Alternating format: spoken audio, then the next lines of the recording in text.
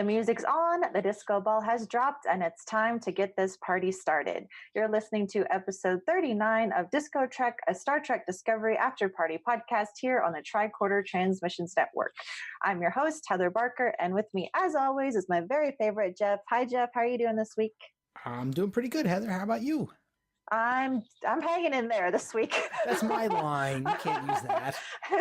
It's been a week, but I'm here. I'm ready to talk about this episode of Discovery. For those who aren't familiar with the podcast, we're a community-based Star Trek Discovery podcast focusing on each episode as they air. Tonight we'll be discussing episode 11, Perpetual Infinity. With us to talk about the episode are our two winners of our weekly drawing. I don't want to say raffle. It's not a raffle. I don't know why I'm saying raffle. Of our weekly drawing to be on the show. Our first guest is Homer Frizzell. Homer, welcome, and tell us a little bit about yourself, please. Hi, thanks for having me. I grew up in northeastern Vermont, and as far as initially learning about Star Trek, we did not get NBC. So I didn't find out about it until it was a sleepover at a friend's place, and I got to see it on black and white. I was like, holy heck. And I remember a hand holding the Enterprise, and he had all sorts of cool things, including the Migo Bridge, which I never got, and yet I still want to have it. Later on, I was able to watch it on the CBC on Sundays, and now I'm just watching everything I can. I'm even getting into the fan films now, watching some of them. Very cool. That's very cool. I still haven't even dived into much fan film stuff beyond a few episodes of Star Trek Continues, but there's a whole world out there for everyone to discover. Our next guest is Krista McLaughlin. Krista, welcome. Will you tell us a little bit about yourself? Thank you. I'm really excited for this. Like Heather said, I'm Krista. I am originally from Iowa, but I recently moved to Wisconsin. So I'm a cheesehead, apparently. I'm an infant teacher, so I work with babies. I've been a fan of Star Trek since I was really little. I watched it with my dad. And I've grown up, just the adventures, the inclusion, the love, the cruise has really kept me invested in Star Trek. And I just love the amazing community around it. We had a really great discussion over on our Queer Trek Colmets Roundtable. Yes, I highly recommend everyone go check out that. We had a bunch of us LGBTQ folks just basically having a love fest about Culber and Stamets. It was a beautiful love fest. It was. I cried 50 times or something. So sorry. I think I spoiled it for a lot of people that I cried so much, but you did scare me too. So don't do that today. I'm not going to cry. I'm not going to cry this tonight. I'm doing much better when it comes to holding it together with Discovery, although I may have cried when I watched the episode. We're going to hop into our discussion of the episode in just a minute, but first we have some housekeeping to do. As we mentioned before, the way that we do the show has changed now when it comes to picking out the people that will be on the show.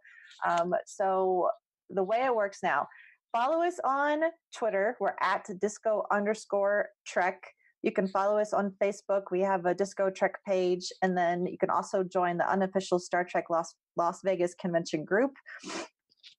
Any of those outlets, you will see a post with a form link every week, and you just follow the link, go to the contact form, and fill out your information, and that will enter you into the drawing. We've also been extending the offer that if you aren't picked for a certain week, we'll just keep your name in the hat, so to speak, so that you don't have to fill out the form all the time. We got 3 of those this week. Yeah. And if those 3 options aren't something you want to do, you can also just go straight to our webpage, thetricordertransmissions.com, actually discotrek.thetricordertransmissions.com, and you'll find the contact form there as well.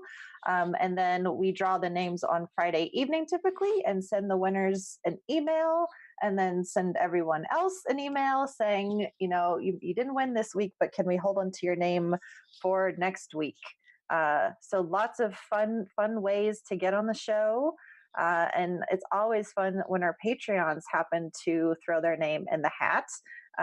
do you want to tell everyone a little bit about our Patreon, Jeff? Absolutely do. So yeah, we do have a Patreon page. You can find it at patreon.com/the Tricorder Transmissions, or by visiting our website, thetricordertransmissions.com, and clicking the orange Patreon link in the upper right-hand corner. So if you enjoy what we do here on DiscoTrek, or any of our other Tricorder Transmission shows, of which there are, I think, 11 others right now, soon to be 12. Spoiler alert, people, a new show is coming to the Tricorder Transmissions very soon. Something completely different than anything else we have. It's a gaming, Star Trek gaming, tabletop gaming podcast called Faraday. So keep your eyes out for that. We'll be launching very, very soon. But back to Patreon, becoming a patron will give you instant access to our unedited episodes pretty much right after we record them, or soon after we record them, often with a lot of bonus material before and after, as well as early release episodes for shows that don't have that available to them.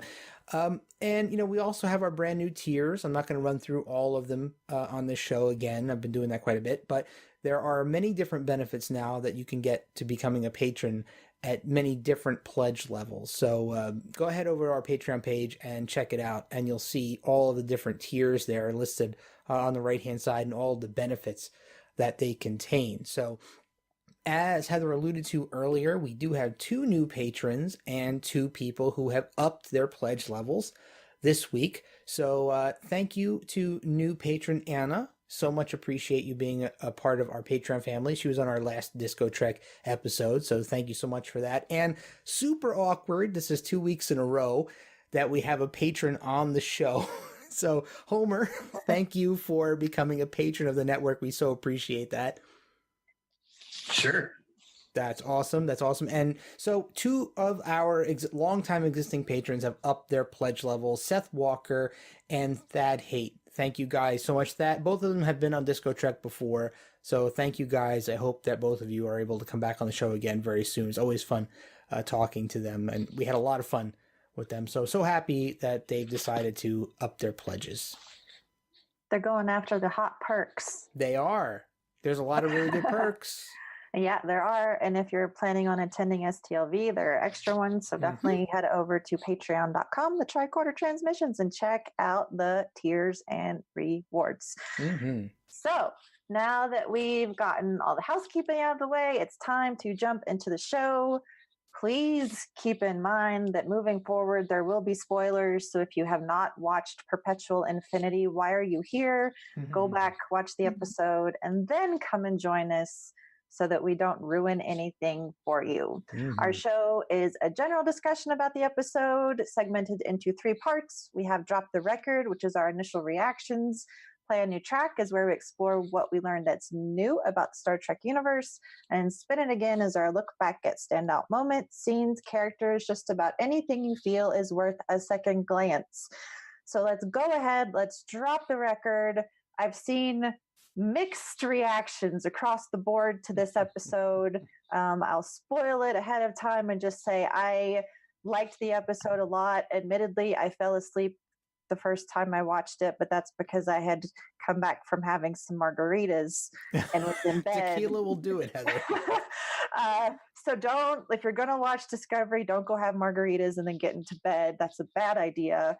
I'm very glad that I went back. I was watching it on my laptop, and I mean, Discovery deserves a big TV to watch it on. So I came back and watched it. I think it was beautifully done, but I'm interested to hear what you guys have to say. So I want to start with Krista.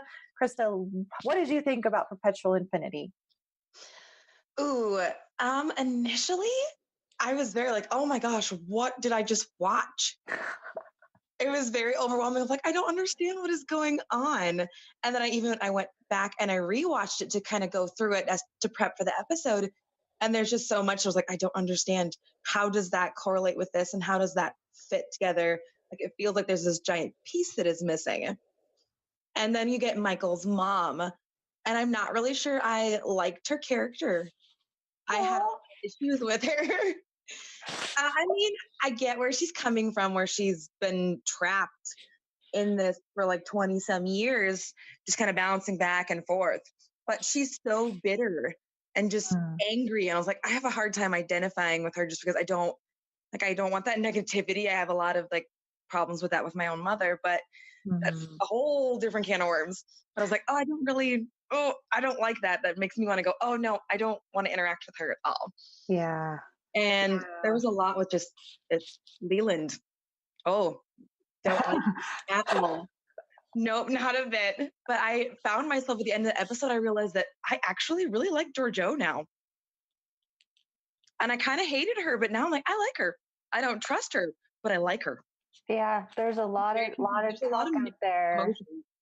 Yeah, and like her redemption as a character, and that's Yes. like a whole big rabbit hole that maybe we can touch upon. And I do want to come back to some of the things you've said here. But Homer, the episode. Oh, so I liked it as well. It wasn't as satisfying as some of the other ones, and maybe it's just because there are so many questions that are still out there. We still have to figure out what the signals are all about, and we'll get a little bit closer to that next week. Leland is alive and Control is alive, and so somebody has to chase after them. And to be honest, I think 47% of 100,000 years of information is a lot. So I would be worried.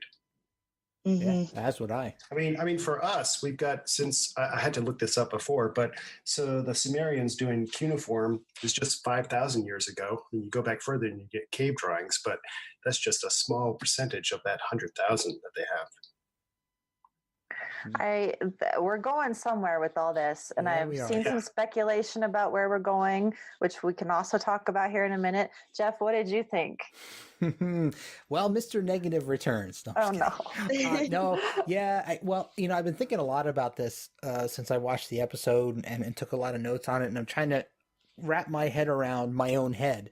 And, I started to realize the more I thought about it that I've watched so much sci-fi over my 44 years of my life. And I have a really good friend of mine who is this sounds silly to say, but he's a time travel expert. Like, this guy's watched everything that has to do with time travel. And we talk about time travel all the time, and it's really hard for me now to watch anything that involves time travel and keep my brain invested in the show and suspend my disbelief, because I'm constantly questioning all the choices these time travelers made. And it just, this one for me was really tough to suspend that.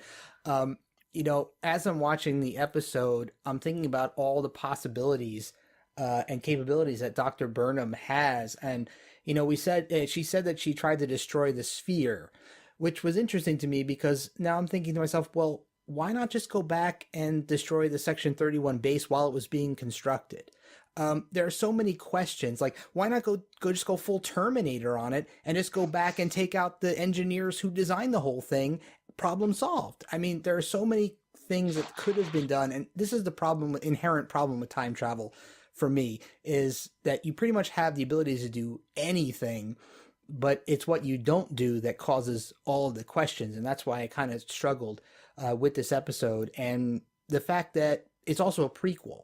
So, as much as we want to think that, there's a lot of tension here, we know that we've watched all of the Star Trek that came after this time period. So Control can't possibly win this unless they want to pull a Kelvin and put Discovery into a different timeline than the original universe. So that's the problem for me, and that's why I struggle with this. And aside from that, and something that hasn't been mentioned so far, and I'm sure we're going to get into this, the struggle is pointless, right?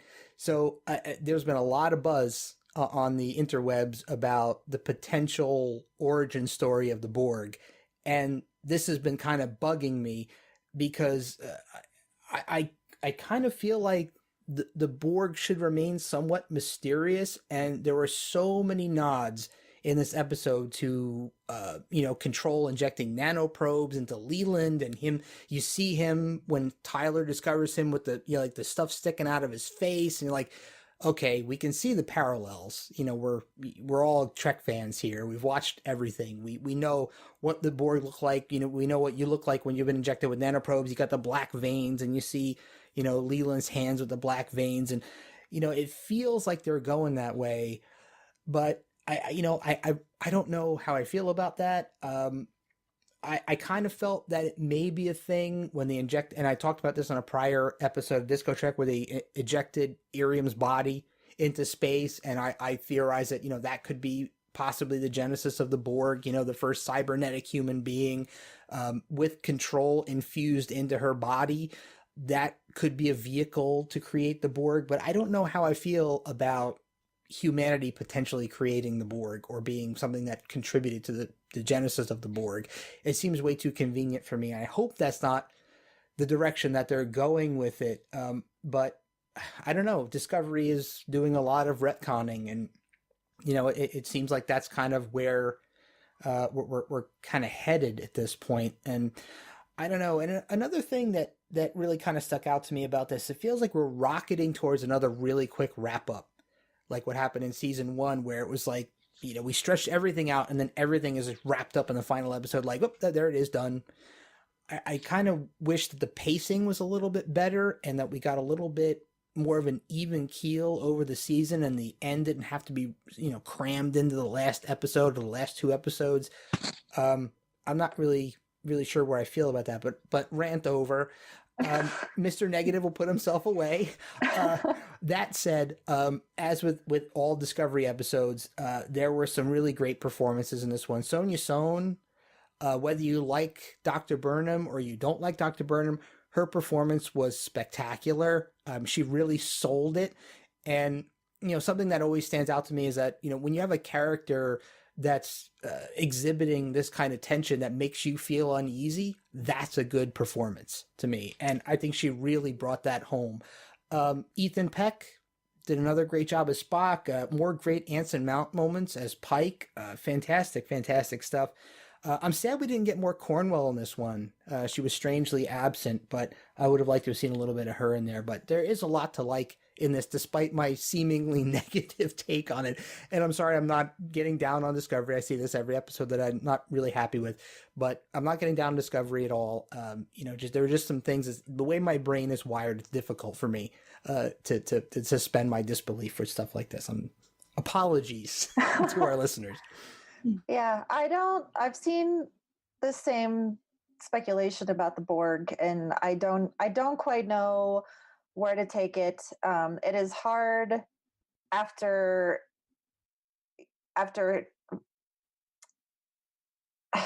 let's see. After, I guess, reading the speculation, like it didn't pop into my mind as I was watching the episode. And maybe that makes me a bad Star Trek fan. I don't know. The Borg did not cross my mind until I hopped on Twitter and saw people talking about it. And then I went back and watched it a second time. And it's hard not to take lines like, there are 7,000 active ships in Starfleet, all reliant on the chain of command. That chain is unquestioned, unbroken, unseen. Every instruction passed down through channels. In time, even those who wouldn't follow my agenda knowingly will. And then that struggle is pointless comment coming from Control. Like, it does seem to allude to a villain like the Borg.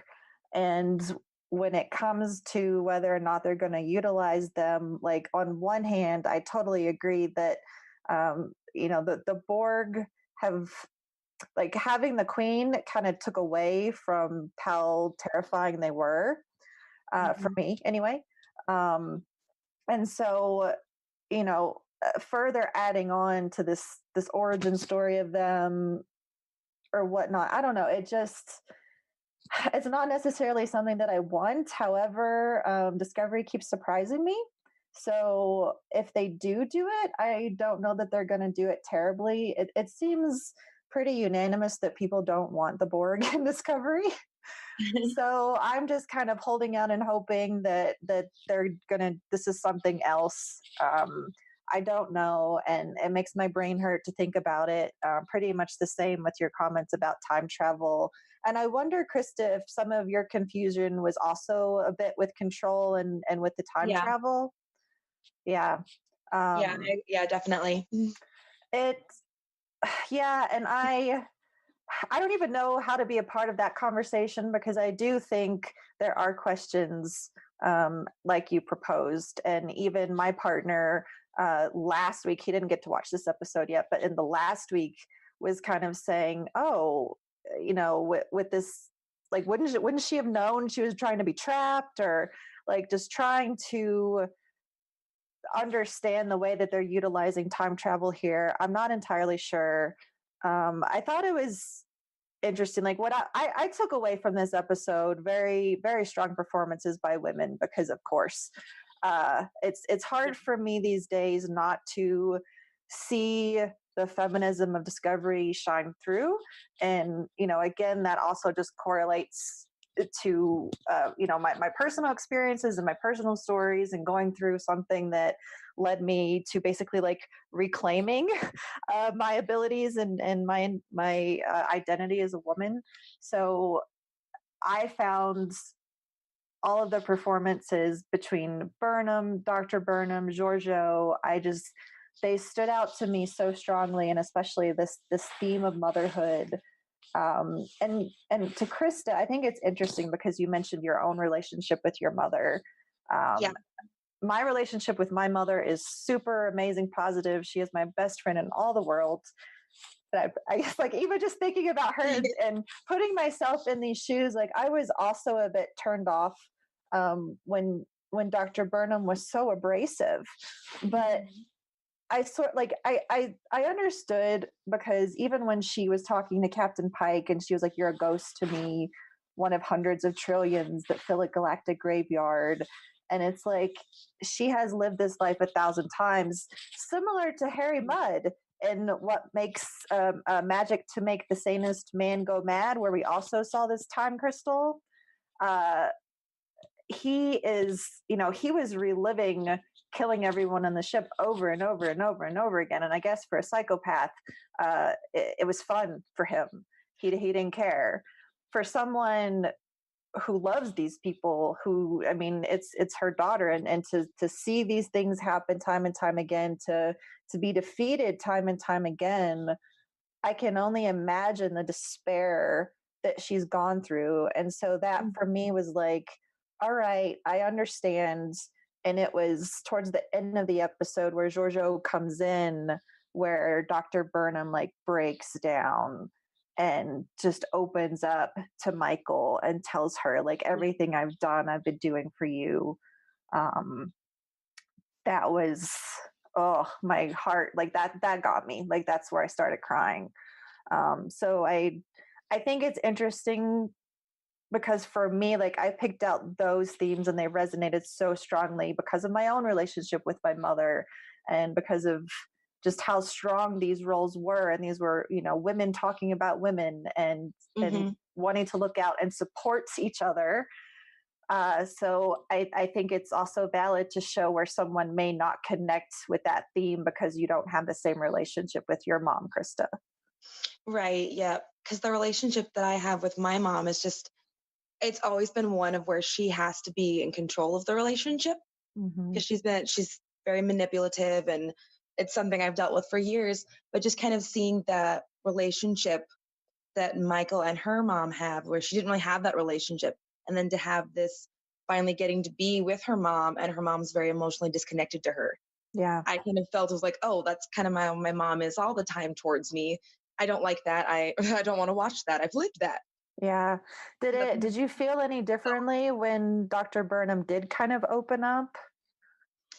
I did, yep, because I liked that she was talking about how, like, she had seen her in her graduation dress. Oh, And yeah. she had seen her when she arrived on the ship. I liked that. But, and then she got very emotional, and I felt like I could connect with that there. And I did feel for her, because she saw all those things, but she couldn't be involved. Yeah. So that did kind of bring it together for me. But originally I was like, this woman is nope, I yeah.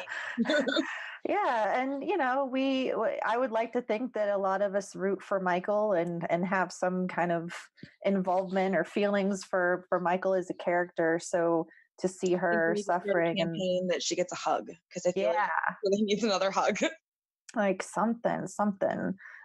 Do we have any more comments from Homer or Krista about the Borg question or anything before we move on? I have more too, so but let our guests go first. Not if it's negative. I'm putting a pin. It's not. There's questions. There's questions. Okay. So- Okay. I really hope it is not the Borg, and I have hope, and the reason I have hope that it is not is that one, there was no sort of mechanical augmentation that was going on. It was just the screaming nanobots coming down the pike. Sorry for that pun, but that were doing their thing, and then also the AI in conversation with Leland referred to itself as I instead of we. Mm. I'm really hoping it's not the Borg, because if it is, I may have to take a break for a little while and come back. Maybe I'll go watch Star Trek, First Contact, and Generations even. Yeah. I feel like there's a disconnect on what we know of the Borg and what we know of Control. Because what we get from Control is that they want to destroy all sentient life. But the Borg, they wanted to just connect all. So they were all we, not an I. Good point. I feel like that's where I don't see it becoming the Borg, because that's not the way the Borg were. They wanted everyone to be a collective. But Control wants to destroy all life. I like that. That's a great thought. I think that's a very, very valid point. It is. Yeah, the Borg wanted to assimilate everyone, I think, except for the Kazon. Oh, yeah. Oh, all right. So I'm going to throw out a question. This is something that didn't make a lot of sense to me in this episode, and they specifically call it out and talked about it a little bit, but I couldn't wrap my head around how this would work. But Dr. Burnham made it a point to say that young Spock was the only person that she could really communicate with when she came back in time. But we see her talking to people all through this episode. So I didn't get how she couldn't communicate with anyone. I mean, is it just like take her helmet off and talk? I don't get why she couldn't go back and talk to people. That, you know, it could only be done in, you know, these symbols and I don't know, whatever it was that she did with young Spock. But I kind of was scratching my head going, I just really don't get how she can stand here and talk to everyone, you know, and communicate what she's thinking and feeling, and only be able to communicate with young Spock while she was time traveling. I was like, it didn't seem to make a lot of sense to me. Does anybody have any thoughts on what that's about or why that is? Yeah, I thought that was really confusing too. But Spock and Michael have a conversation where he's watching the video of her, one of her logs, and she talks about how his time and spatial dyslexia thing. So I wonder if that is the only reason that she can communicate, which still is very confusing though. I think she can currently talk to everyone is because she's kind of trapped in that bubble at the moment. She's not immediately bouncing back after she's arrived. Yeah, I get that. Yeah. I get that. But we've seen the Red Angel show up in previous episodes and be around for at least a few minutes. True. So I'm not really sure. You must have the superpower of dyslexia to communicate with the Red Angel. So everyone in Discovery is dyslexic. I mean, I think it just had to do with the way that she was traveling through time. I don't know. Homer?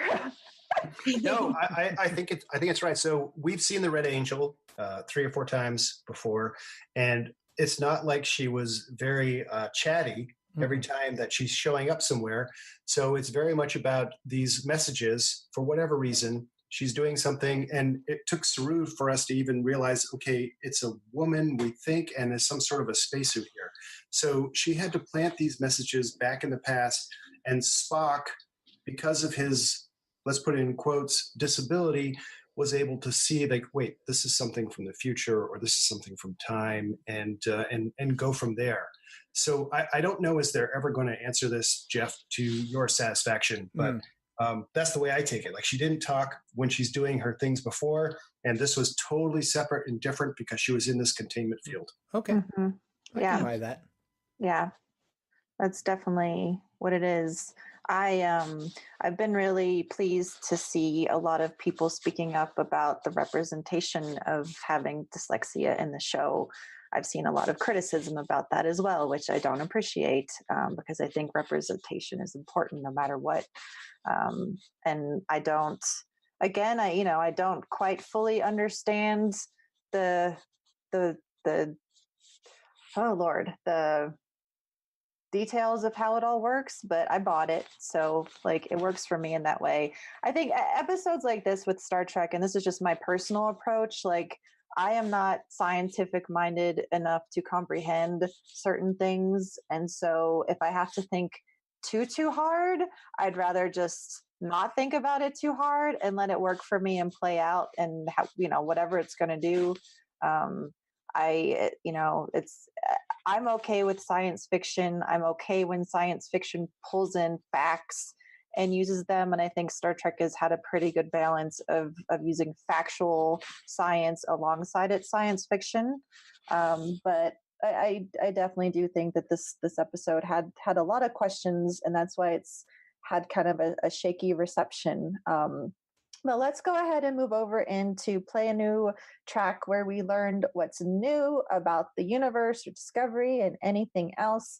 Homer, did you learn anything in this episode? Yes, I did. Wow. I learned how to pronounce Lao Tzu. I didn't know how to do that before because I just said Lao Tzu, but I was like, okay, Spock, you are nailing that. That's awesome. And I'm learning about water, but it's, you may have to come back to me on this one. I'm looking through my notes here, and I know that they have to go investigate a red signal again, but that's not in this episode. That, of course, is in the previews to the next episode. We do know that Dr. Burnham apparently doesn't know what the signals are, and I believed her. Thank you. Now you put me back on track. The other thing is that time crystals can be destroyed, and then the suit gets pulled away. Dr. Burnham gets pulled away, and then for the first time, like they had and I don't know if this is actually learning something new. It's more like just remembering some of the things that happened during the episode itself. But you have that containment field, you have the field down, and then there's that really, really touching moment where the mom is reaching out to the daughter that she has seen 100 times die. So how many times she actually saw her? I mean, it's 800 some odd missions. You would think that probably Burnham was in a lot of them, and they haven't touched. There's been no touching that entire time. And there's that sort of reaching, and they almost manage to grab hands there, but they aren't able to. And then the one thing I didn't know is, wait a second, what happens if they did? Does Burnham get pulled 950 years into the future with her? I don't know. Yeah, I don't know, but I do have something. Sorry. So, and this is more of the character of Dr. Burnham. I thought she had a bit of a god complex. She's talking about Terra Elysium, and she referred to it as my planet. That's what they call my planet. I was like, whoa, okay. I think that's not cool. But then again, if you've lived so long, you've seen your daughter die. I mean, however many trillions of people die, Pike is a ghost to her. Okay, I get it, but still, that struck me as a little bit odd. Yeah, my only thought would just be that she was completely alone, or felt like she was completely alone. And so she sort of established the planet of herself, and so feels maybe more an attachment and less ownership there. Yeah, and the other thing I noticed is just like Tig Notaro or Jet Reno had two the kids surrounding her. Mm-hmm. There were a couple of drones that surrounded Dr. Burnham as well. Oh yeah, good point. I didn't notice that. Were they? They were in one of They were in the original lab, And then there were also like when she goes that first time she jumps 950 years into the future and she's out there, they come out fluttering around. Yeah, they were on her suit. They were on her Taking that suit. angle of video of her. That's how you can actually see her when she's recording. Yeah. Good point. Maybe they're dental drones. That's why she has such great teeth from being away for so long. With the going into the future, in 950 years in the future, which is only 50 years away from Calypso and Discovery floating on its own in space, evolving its own AI. I'm curious to see if we're going to have a tie-in to that short trek by the end of the season, which I would absolutely love. I think that could be done really well. So I'm curious to see what happens there. Krista, how about you? Anything that you learned in this episode? We learned so much about just Burnham in general, Dr. Burnham. But the thing I thought was most interesting was her ways of trying to destroy the sphere's data. I found it very interesting that she had put that sphere in their path, but when they try to destroy the data, it protects itself. Mm-hmm. So I almost wonder if in some way it's conscious, which is weird because it's just data from the sphere, but it doesn't want deleted. So I don't know how that connects with maybe it's not supposed to be deleted. Maybe there's something in there they can use that would defeat control, but they don't know that because they only think that control uses it for evil in its way. Interesting thoughts. Yeah. Any Homer, any feedback there? No, I think we've covered it. I mean, I think it's more like she doesn't know about those signals, and we got to see a couple of looks. We got to see Pike, and we got to see Burnham, and we need to figure that out. That's like the big thing we have to figure out. I think that's it from my side for now, anyway. Okay. And Jeff, what about you? Anything new for you in this one? Well, this is connected to something that Homer was mentioning in his rundown, and it was something that can kind of confuse me too. And I don't recall, forgive me, anyone, if this has been done in Star Trek before, but I don't recall the concept of being tied to a specific time and being pulled back to that time, essentially not being able to escape it. And I was a little bit scratching my head about, how that concept would work, that Dr. Burnham is now somehow tied to the time that she jumped to, and she is, time comes for her and pulls her back. But in my mind, I'm thinking like, why wouldn't she be tied to the time she originally jumped from? What makes the time that you first jumped to be special and make that the time that you're anchored to rather than the time you originally came from?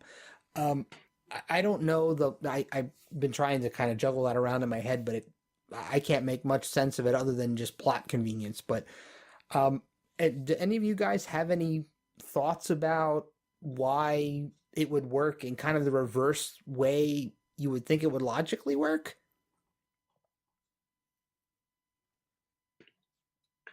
I agree with you on this one. Yeah. We're all stumped. I think we should just leave the silence in. Yeah. I did have something else, and it struck me as odd. So we have that scene with Philippa speaking with Dr. Burnham, and she's like, "Oh, you don't know me. I'm not from this universe."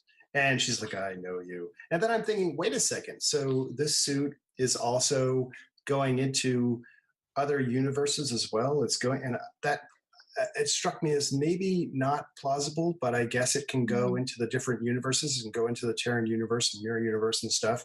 And then what struck me even more odd is that Giorgio says, "I'm not from the Prime universe. I'm Terran." And I thought, no. She's going to think her universe is the universe, which would be the Prime universe. So I think that was really something that was put in there by the writers so that we're like, oh yeah, we know she's Terran and we're Prime, and that's the way it is. Yeah, maybe. I didn't take it so literally as Dr. Burnham having gone to other universes, I took it more as like she's been an observer, and that she has come to understand and identify, because she's a mother herself who loves her daughter, and she recognizes in Georgiou that love and affection for Burnham. Or it could also be that she's seen Georgiou, the Terran Georgiou, in the Prime universe sacrifice herself for Michael Burnham time and time again. Yeah, I think, I think that's very much so. And it was, I don't know, it was a touching moment for me, and I think there are parallels that could be drawn, as I mentioned, I think last week, with like people with adoption stories, or where you've had, different parents. And obviously, again, like, Mirror Georgiou was not Prime Michael's parent. She was Mirror Burnham's parent. And so they don't have that relationship, and there's a lot of ambiguity. But obviously, these two women, despite being at odds in many ways, and whether Georgiou is trustworthy or not, they have built a connection, and an appreciation for each other as they've been, going through all this in the same universe together. And again, that goes down. I feel like what needs to be a supplemental DiscoTrek episode of is Captain Georgiou redeemable? Because there's a big argument there. Everyone's redeemable in Trek, Heather. And it needs like 3 hours of discussion to talk about. Potentially. No, all absolutely. right. Are we okay? So everybody's good, Jeff. We did you. So then we're back to me and what I learned new about this in this episode. And I learned that I had a lot of questions. One of my fun facts of trivia is that in the beginning, when we are with Michael and her parents, I think it's important to note that Mike Burnham, her father, is played by Sonequa Martin Green's husband, Kenrick Green. I knew that he was going to be in the show. I remember they had made an announcement, and then I kind of forgot about it because this is just like a bit role, but I recognized his face and I was like, oh, and I was like, well, that's interesting that her husband is playing her character's father. But people that are like your father. So yeah, it was fun to see that, and it made me happy. They met on the set of The Walking Dead, and so it was just kind of cool to get to see them in Discovery in that way.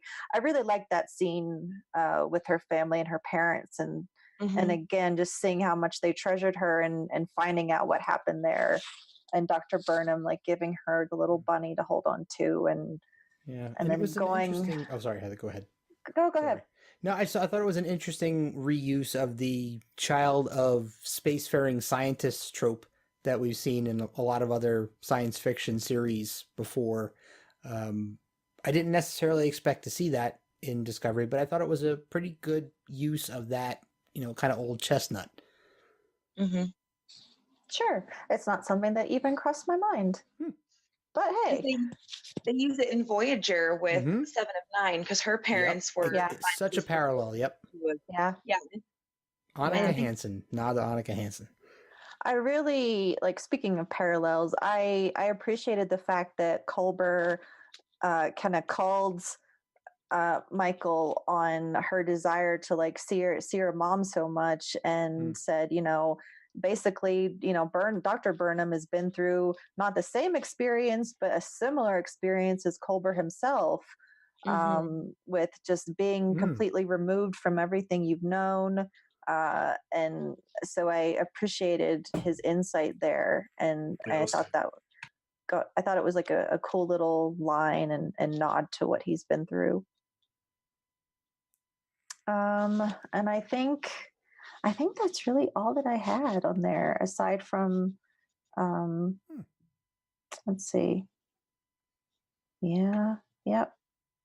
I like science, said Spock. Okay. There are already memes out there with I like science. That, yeah.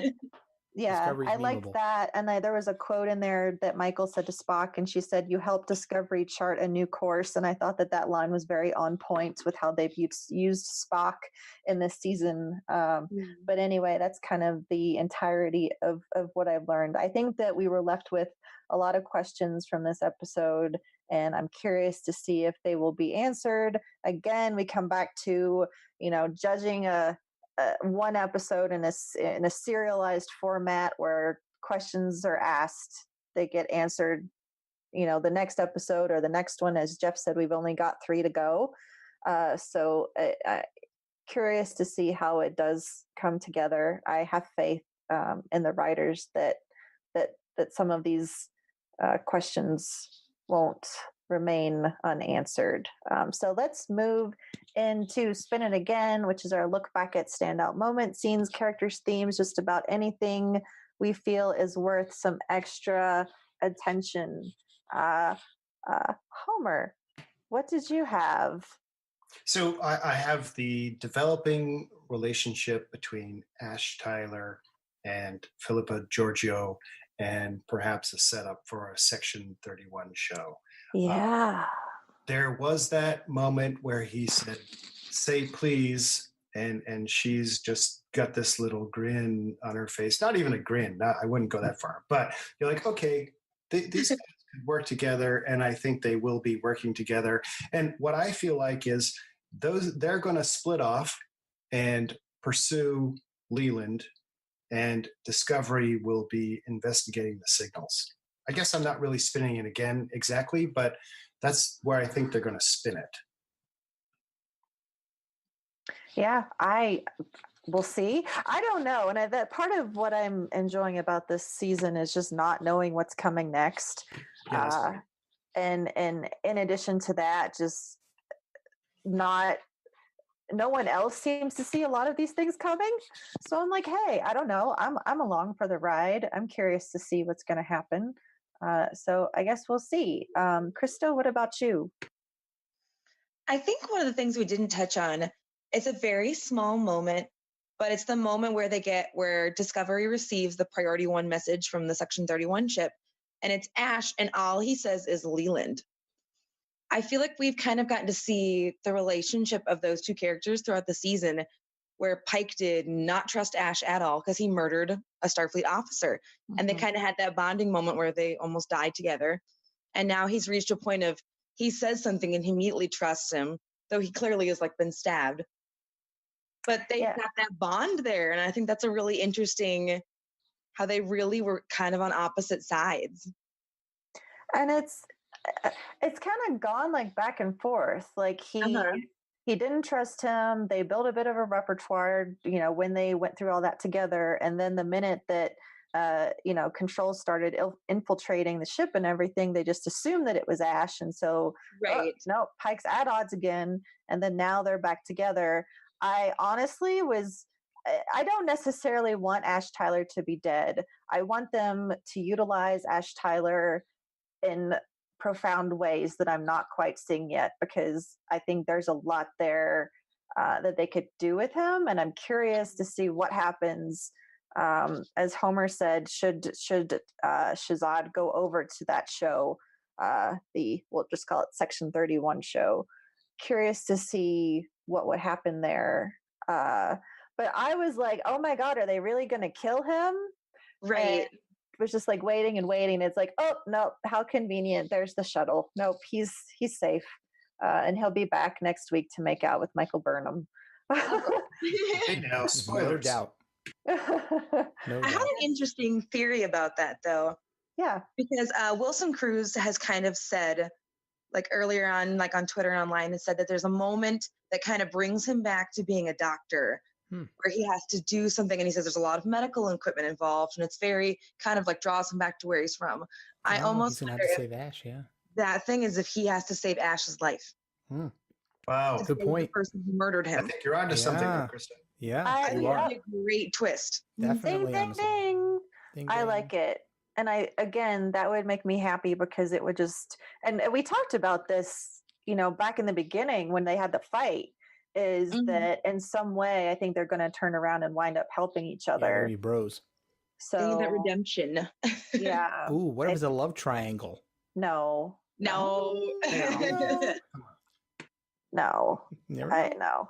No, I mean that I'm all for having as many queer characters in Discovery as possible, but we've it's that's not been insinuated with Ash, so I don't think that's where we're going. But we are going to, spoiler alert, sorry. I assume that people watch the coming next week previews, and we will see L'Rell again and mention of the Klingon baby and whatnot. So, or I should just say, Voke and L'Rell's baby. Yeah. So yeah, curious to see what happens. But obviously, with all the stuff that his body has been through, it'll be interesting to see what happens there. That's really great insight. So I If hope that is where it's going, I'm very excited to see that scene. Then I kind of hope that's where they go with it. Yeah. Again, I feel like Ash has been there, but for such a convoluted character who, like, I had some fun on Twitter a few weeks ago just asking, is the identity of Ash Tyler his own person? A lot of people feel that he's basically just an Enneagram placed on Voke, and in that sense, he's still actually just Voke with this blanket personality, etc. And that discussion wound up just being very interactive and lots of differing opinions. And I feel like there's so much that can be done with him. So sorry, I'm a broken record now. I'm just very excited at the idea that we might see something done profoundly with this character. Especially, I think in some ways it could help Ash, because when they're having that fight and Culber says that he doesn't know who he is, Ash's response is, "Look who you're talking to." Like, he has no idea who he is either. mm-hmm. No, he doesn't. Bringing together of like, yeah, we both hurt each other, but look at this, what we can do. We're actually both inherently good people, though. Yeah, it's another situation of Discovery being half a regular Star Trek season, and here's a character that could be built up very well if we had 26 episodes and 2 or 3 episodes to really focus on his character. Right. But he's just kind of been there, and so that's why every now and then you get those random profound moments. And I think it lends to how people are connecting with characters in Discovery.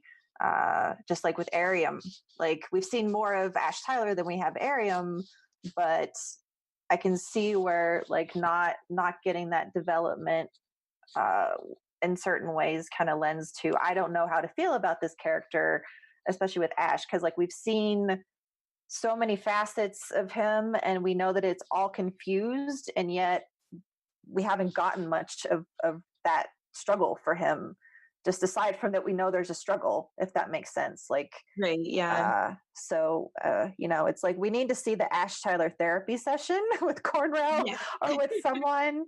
I was so excited with Culber and Cornwell to be like, oh my God, there's therapy on the ship. But that was kind of a one-off thing. I'd like to believe that everyone is getting therapy and having access to a therapist, because if anybody needs it, definitely Ash an Tyler. entire episode is just like, here's a section of therapy for Ash, here's some therapy for Burnham because she needs some. The poor thing's been through pretty much every imaginable trauma this season. It's like everyone just needs really, like, her trauma from being sucked into the network.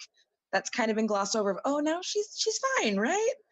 Just need to sit. I will watch an hour-long episode of just them all going through therapy. That's fine with me. I'll watch it. It's funny that you say that, because I have also felt, being a person with PTSD and having been through a traumatic life event recently, like I am, part of Discovery's presence in my life is a very healing thing now. And I think that's why I had a lot of trouble connecting with parts of the first part of this season. I wasn't finding these elements that I needed. Yeah. Whereas now I am, like within Culber and his journey. Like Culber's just become a very important character to me. But seeing these elements of trauma reflected in so many different characters, I'd love to see them addressed more and have a longer conversation about it. But it has has pulled at me in ways that are deeply personal because of what I've been through. So I wind up identifying with characters even more now because of this. And it's like literally most of our main characters they've experienced various traumas together, like with losing Ariam and everything, but they've also got these traumas going on in their personal lives. So yes, we need that visible therapist on board. Yes. All right. Done it before too. Because with Next Generation, after the episode where Picard becomes Lotus, after that he goes home to his family, and he kind of it's not really the best therapy. His brother's very rough, but it kind of shows him breaking down and getting this I did this kind of thing. And his brother's like, well, how are you going to move on from that? Yeah. And that's hard to do with Discovery, since we get such a continuum of episodes, and we get half a season basically compared to the original like length of Star Trek seasons. So I was like, oh, I wish they could still do it though. Yeah, for sure. Well, let's move on. I feel like I've been dominating the conversation. So Jeff, what do you have that you want to give some special attention to for this episode? Okay, I've got 3 things that I don't think that we've talked about yet. The first one is something that's been on my mind since the beginning of season 2. Dr. Burnham makes a reference to Captain Pike's future and the fact that he won't like it. So I've been wondering to myself, are we going to change Pike's future? But it doesn't seem like we are, and he's going to wind up in the wheelchair, completely unable to communicate except for some beeping lights on the front of the wheelchair. So I was hoping that maybe that would change, especially with the way that Anson Mount has portrayed Captain Pike this season. I think he's been really compelling, and I would have hoped that someone would have changed what his future is going to become. And obviously Dr. Burnham has the power to do that, and doesn't seem like she's going to. But I thought that was a really quick little reference that was made in the episode that, may have been lost on some people, but I definitely picked up on it. I don't know. What do you guys think? I think I saw a lot of people note that part because they liked that reference. I think that changing his future would be very damaging. I think that fans would react very negatively to that because how would you explain that then? How would you explain that? Like, I feel like Discovery has done a good job so far of explaining everything they brought to the table with their retconning and bringing Spock in and bringing Pike in and everything. But I don't know how you would go back and then explain something that is seen in TOS with that character. Well, if they're going to splinter it into another timeline, it's easy to do. I agree. I think everything that we have seen broadcast has happened, unless somebody decides to pull a Dallas and make it a dream sequence, and I don't think that's going to happen. So Pike will be down there on Talos 4 in, I don't know if it's 15 years from now or how many years. Yeah, I know that there is a very large sect of people, including me, who would love to see Pike and Number One and Spock in their own show, or at least Pike and Number One or something. I don't know. Anson Mount has come in and he has stolen the show, and I love having him here. I think he's a phenomenal captain. He is a captain of Discovery, of a ship that is respectful of all people. He's a great leader. Anson Mount is a great actor, but I don't think they're gonna wind up doing that. I mean, maybe they'll surprise us all, and we'll see like what happens before that accident. But I just don't see them changing something that is so set in stone. I just don't see a way to go around that. Well, they changed it in the Kelvin movies once already. But that's the Kelvin movies. Like that is a different timeline, and I don't want to see Discovery split into the Kelvin timeline. No. I don't think we see it, and I think that the timing is off so that Pike's run, even if it goes, say, 7 years or whatever, he would be done before he's in that one beep or two beeps type device. Yeah. Yeah. Well, I mean, what else does it say that they were able to do what they did with Arium and they couldn't do it with Pike? So it kind of makes sense to me that they could retcon it and change it. So I don't know. What do you mean? I don't understand what you mean. Well, Arium was in a shuttle crash and was on the edge of death and became a cybernetic human being. So but Arium is a character that's only in Discovery. True. Whereas Pike is a character that is in TOS. We can't 10 years go later. and 10 years later. So why couldn't they do it to him then? I mean, it's the canon word. Mm-hmm. Oh, bring up the C word, Homer. It is. Yeah. Thank you. That's it. I'm one to say, canon schmanon, but at the same time, this is something so inherently monumental to Star Trek that I just don't see. I think it would be disrespectful to the character and the history to go and change it and somehow retcon something that is in TOS that. Like we're just gonna jump in the future? Well, maybe so, but if you're going to introduce things into something that came 10 years prior that could have easily fixed some of the problems 10 years later, I think that's also kind of in the same vein. But that kind of brings me into my second point, which I think was a great moment of representation in Discovery, was that we saw a crew person in a wheelchair.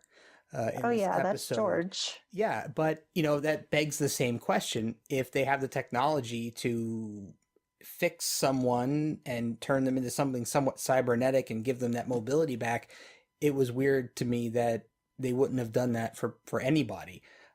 Not to take away from the crewman in a wheelchair and the representation of wheelchair bound people in Discovery. I thought that was a wonderful moment, and it just, there's a lot of head scratching things for me in this, that they have technology to do things and, fix people's issues, but in some cases they don't. So I don't know what the choices are there. I don't know if George chose to stay in the wheelchair. That's entirely possible. And, that's his decision, but it seems like the technology is available and maybe they're not necessarily using it all over the place, but I don't know. I think you straddle some difficult, or not straddle, maybe is not the right word, but you go into some difficult territory. And it's come up in conversations I've been in before regarding ableism, and that, yes, on one hand, let's see, I can only speak for my own disability, and it would be great to be cured of my fibromyalgia if that happened. If I could take a pill and make it go away, yes, I would like to not live with that pain in my life all the time. However, I think for a lot of disabled persons, there would be a message there of why be disabled when you can be completely abled, and being abled is the way to go. I'm not going to iterate this the way that I truly want to. No, you got a great point. It's completely the decision of the person. It's your individual choice. I mean, if the technology is available and you choose not to take advantage of it, and that's completely up to you, and you do you, and everyone should be able to make those kinds of decisions for themselves. It's just an interesting path of thought for me to think that stuff is obviously readily available in Discovery time. But the choice to include a wheelchair bound crew member was great in my mind for representation, just like Discovery's been great for representation on many different fronts. So it was a positive comment. I don't want it to be a negative one. I thought that it was a really good thing. Yeah, the actor's name himself, he's George Alevizos. Hopefully I said that correctly. And I've interacted with him some on Twitter because obviously, he tweeted the little, a little GIF of this too. And he it made me happy because following him, I get to see people, interact with him, and people who are in chairs being super excited to see him, and man, you wheeled right by Ash Tyler while he was giving critical information to Leland or whatever. You've got some intel now. It's great to see that. I don't ever want to get to a place where we're saying that disabled people should not exist in the future because we have the technology. And again, I think that's a conversation to be had with other disabled people.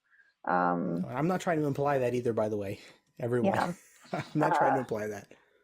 But I think that between having George present, and I don't, if anyone that listens out there and you know the name of George's character, I'd love to know. I asked him and he didn't get back to me, but I'm trying to get the writers to like give him lines, like let us see more than just a guy, going down the corridor. I think that would be phenomenal to have him there.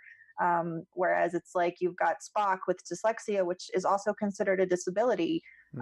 So there's multiple representations of disability in the show, and I think that's really important, especially for me as a person with a disability. But did you have a Yes. number 3, or did we get to it? No, I do have a number 3, and apologies up front. Again, this is the way my brain works because I've watched so much Star Trek over the course of my life. One thing that stood out to me just because of the way that I think about Star Trek is they can't delete the sphere data. They know that Control is going to do anything it can do to get that data. So they come up with different schemes to try to figure out how to get that data away. And we're going to put it into the suit and then send the suit into the future, into a place that no one can get to it and Control can't get it. But we've seen this in Star Trek before, but no one suggested, let's just blow up the ship. We've seen it happen. The Enterprise was blown up how many times? I don't know. But no one went to that extreme in the show. And that stood out to me. Like, that would have been the easy solution. We could just like, you know what? Let's just torch Discovery. That gets rid of the spore drive. We don't have to explain that anymore, why it's not used anymore. It'll clear out. That seems like the easiest way to defeat Control, but no one actually said it. I get it. I'm weird. I think weird. But having seen the Enterprise sacrificed before, it didn't seem like it would have been that much of a stretch to me that someone just said, hey guys, let's just blow the ship up. We can't delete the data. Control's going to get it. Now we've got Cyberborg Leland who's killing people. He's going to take the data. They got all kinds of schemes. Like, I don't know. Did that occur to anybody else? I don't know. I guess not. No, it did not. But that's interesting you say that. So it could be all right, let's initiate self-destruct of Discovery. Yeah. One B. Let's beam over to the unnamed Section 31 ship and go from there. Yeah, I'm sure they have escape pods. We know Ash Tyler got on one, but then, of course, it's Section 31s. I don't know. It seems like an easy solution that wasn't brought up. I thought it was quite that desperate, even though they had the ticking clock going on down on the planet. Yeah, well, I mean, even after the episode was just about over and, they found out Leland beamed back to the ship and he's still around and they took off and now they got to chase him down. It's like, well, now might be the time for radical solutions. So you're saying after Leland beamed back, they should blow up? No, because it's on the suit then. Well, part of it is, isn't it? They didn't transfer the whole thing. No, everything is on the suit, and Leland has 47% in untraceable beaming off or zipping blow up off the suit somewhere. Blow up the suit. The suit. You just have to go 950 years into the future, which means you have to slingshot around a sun, I think. Yeah. And you or have cold to start the engines. And you have to find the specific moment in time. I mean, I think at the end of the day, this all comes down to plot and how the plot's working and what they need to make the story move. It's definitely something got a bunch of things to follow. You're right. Yeah, there's a lot. It's a good question. I mean, we've seen it happen before, as Jeff has said, but I think it just comes down to we're not going to do that because we need to have all these elements and do this to get from A to B. Okay. Anything else, or was that all your stuff, Jeff? Nope, that's everything. Mr. Negative is going away. It's okay. As we say all the time, the point of this show, besides giving fans a chance to talk about it, is to prove that you can have constructive, critical conversations. Yeah. No, I'm not getting down Discovery. I still enjoy it. I'm still going to watch it every week. I'm not trashing it in any way. This is just the way my brain works. And I'm sorry for that. I just overanalyze. Nope, you're fine. But this is why we always end this show with me, a beacon of optimism and positivity. Just kidding. So one of the things that I absolutely loved in this episode was Hamlet. Hell yeah. We have a history of Shakespeare and Star Trek, and so I just adored that moment, and I just Hamlet. Hell yeah. It was a great fun little moment there. And then outside of that, I just really come back to this focus on women in this episode, or at least I focused on the women in this episode, and these themes of motherhood, which with Laurel, Laurel is mother now, so I feel like I need to watch, finish the season and think more about this theme and maybe do a supplemental on it. We haven't seen Amanda in a long time, speaking of mothers, so like it was like, okay, well, we've got Spock now, and what's up with Amanda? I mean, I know like Sarek was searching for Spock too, so I assume we will wrap up with them before the end of the season. But it's something that I've just this theme of motherhood and whatnot, and how is this playing into Discovery? I need to see more before I say too much or come to any conclusions. But Giorgio said to Dr. Burnham, my mother taught me many different things in our universe. Above all, she taught me to survive. Resonated with me because, like I said, I've got a very strong relationship with my mother, and I think that my independence and my resilience definitely came from her. She was a single mom who raised me on her own for many years, even going to the point of not even getting to eat dinner herself so that she could feed me. So this theme just resonated very strongly for me. The episode was directed by Maja Vrilo, which, apologies if I did not pronounce that correctly. She also directed the short trek Runaway with Tilly and Poe. And so I thought that was really great to see her again. She doesn't have a ton of credits on her IMDb page, but it was great to have another woman director for 2 episodes of Discovery. The episode was written by Alan B. McElroy and Brendan Schultz, and obviously they get input from other writers in the writers' room, I assume, but it just comes back to, for me as a woman, having this strong representation in Discovery, and having an episode that had all of these powerful conversations from women and between women written by men, I thought was really commendable. I feel like Discovery has done a very phenomenal job of making women feel seen, and in part, a lot of that is because there are a lot of women working behind the scenes on Discovery. Not as many as I think people would imagine when it balances out, but it's important to know that there are men who are allies and who are writing women very well. So I appreciated that immensely. Krista, I don't know if you had any thoughts about that. Also being a woman. Yeah, I really love the way that they portray women in this show. I love Michael Burnham's character. I love that they show her as a strong woman, and I love that they show her as an emotional woman too, and they don't gloss over as like, oh, she's being an emotional woman. Because you have that when she has that conversation with Leland, and she's finding out like he's responsible for her parents' death in his way, where she like is very emotional about it, but she also is very like, when she like punches him, which I don't think you should actually hit people. It's not nice, but you get to see that strong, powerful side of her. And then you also see the different ways where she pushes things to the side because she knows she needs to do a job. Mm-hmm. And I really appreciate that in her. And I love Tilly. Tilly's my favorite. She's me.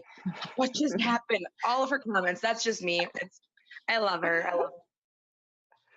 It's I think it's a good point there. I think because of the way that women are being valued and written for Discovery, it's women get passed off as being hysterical, Yes. when they're emotional. And I don't feel that any of these characters have really gone in that direction. I think unpredictable.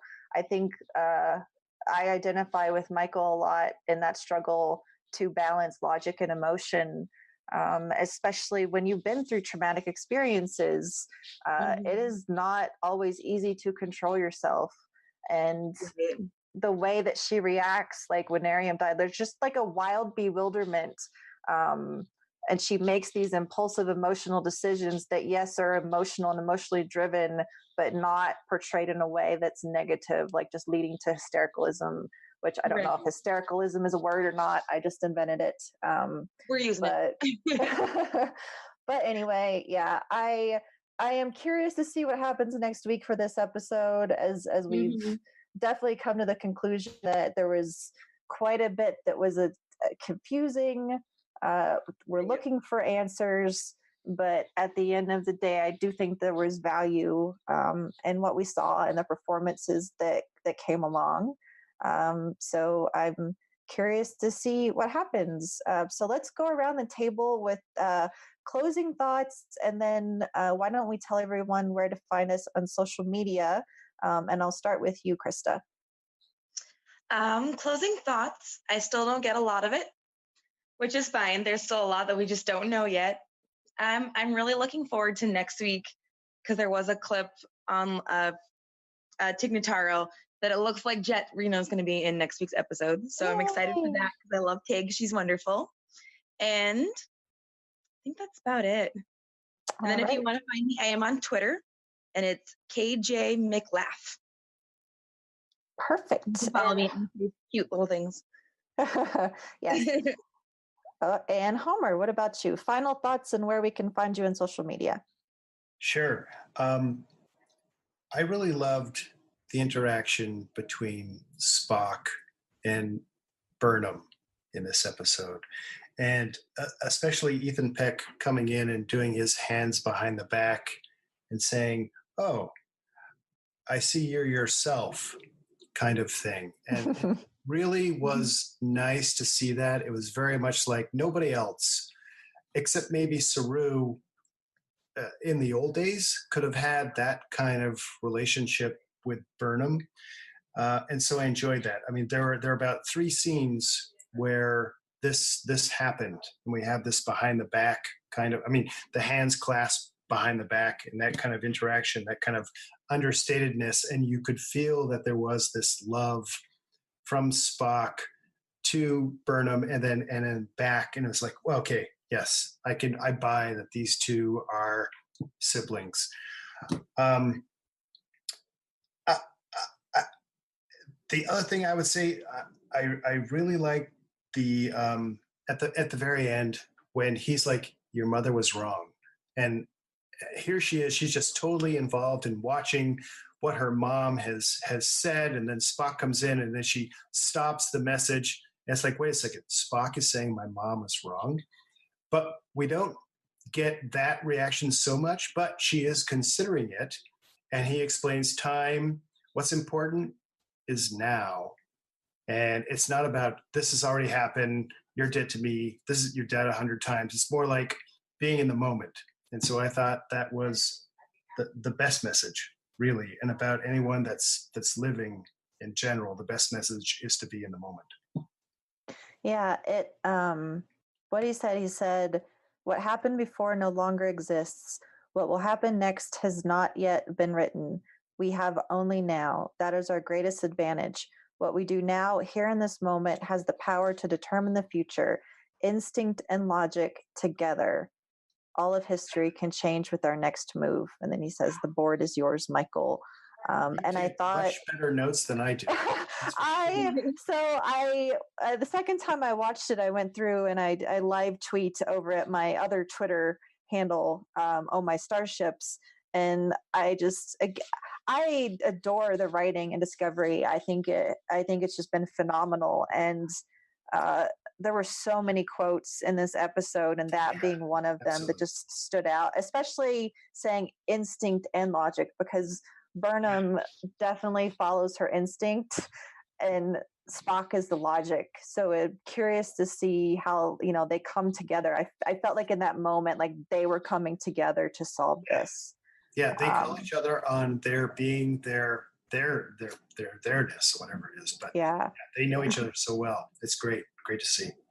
Well, and Homer, where can we find you on social media? All right. So I'm on Twitter at Frizzell, which is FRIZZELL, and Instagram at Homer Frizzell, HOMERFRIZZELL. Awesome. Well, Jeff. You can find me on Twitter at Mr. Negative. No, I'm just kidding. I am Warp Factor Jeff on Twitter, so feel free to send me a DM or a mention, and I'll get back to you. And you can also find me in the unofficial Star Trek Las Vegas convention group on Facebook. Sounds great. I think we've kind of wrapped it up. Happy and curious to see what happens in these last 3 episodes. Hoping that along with what Jeff said earlier, it doesn't end up in that same kind of wrap it up really fast and let's just hand L'Rell the detonator and there's the Empire. I think the writing and the story has been much more cohesive this season. But, I guess we will see. You can find me at LLA Posper on Twitter and then also at Oh My Starships. Do not follow that account unless you are open to spoilers. They typically don't come the first night the episode airs, but I'm not going to make any promises. That is a spoiler account, so don't do it. You can find us at Disco_Trek. Definitely follow us if you want to be on the show, because that's where I will be posting along with our Facebook page, DiscoTrek, and then in the unofficial Star Trek Las Vegas convention group. But remember, you can also find the show in the contact form at discotrek.thetricordertransmissions.com. So thank you, Homer and Krista, for joining us for this conversation. Yeah, thank you for having us. Yeah, it was awesome. My pleasure. Despite our struggles with the episode, I think we had a really great conversation. We did. I enjoyed it a lot. And thank you for your patronage. If anyone else wants to come join our Tricorder Tribe, it's patreon.com/thetricordertransmissions. And oh no, I don't have a really awesome tagline for this one either. So I'm just going to leave it with... This is futile. I like science. Pointless. No, okay. Yes, I like science. I like science. That's okay. And also Hamlet. Hell yeah. So we will see you next week, everyone. Thanks so much. Live long and prosper.